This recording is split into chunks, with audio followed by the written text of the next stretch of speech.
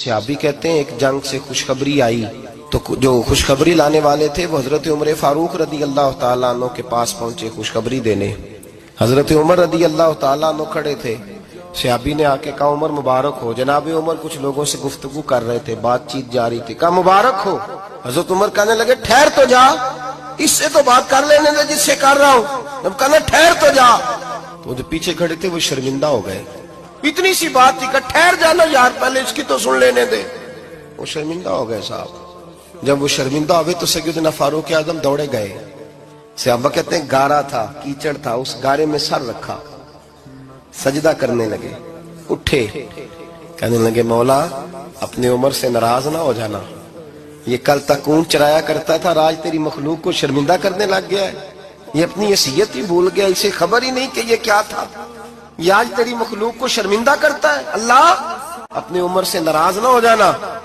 وہ شخص کہتے ہیں پیچھے آ کے کھڑا رو رہا ہوں۔ میں نے کہا عمر کیا کر رہے ہو؟ فرمایا نہیں یار میں نے تجھے شرمندہ کیا ہے، یہ میں بھول گیا تھا کہ میں کیا ہوں۔ بھائی اپنی حیثیت کا تعین کریں، آؤ آج اپنی حیثیت کا تعین کریں، دیکھیں ہم کہاں تھے کہاں بیٹھے، پلٹ کے دیکھیں کیا تھے ہم کیا ہیں، راتیں کہاں گزرتی ہیں، صبح کہاں بیتتی ہیں۔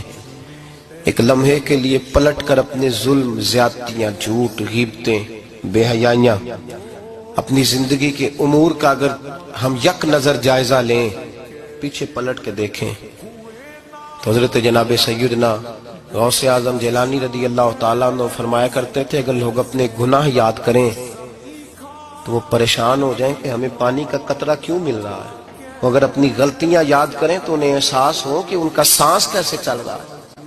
بھائی اگلی بات سنو گے تو اور حیران ہو جاؤ گے۔ حضرت غوث اعظم رضی اللہ تعالیٰ عنہ فرمایا کرتے، آپ فرمایا کرتے کہ اب خیال آتا ہے، اب سوچ آتی ہے کہ رب کریم نے کتنی ڈھیل دی ہوئی ہے، ہم ہیں کہ سمجھتے ہیں یہ میری عقل مندی کا کمال ہے کہ مجھے سارا کچھ نافرمانی کے باوجود بھی مل رہا ہے۔ بھائی خشیت الہی پیدا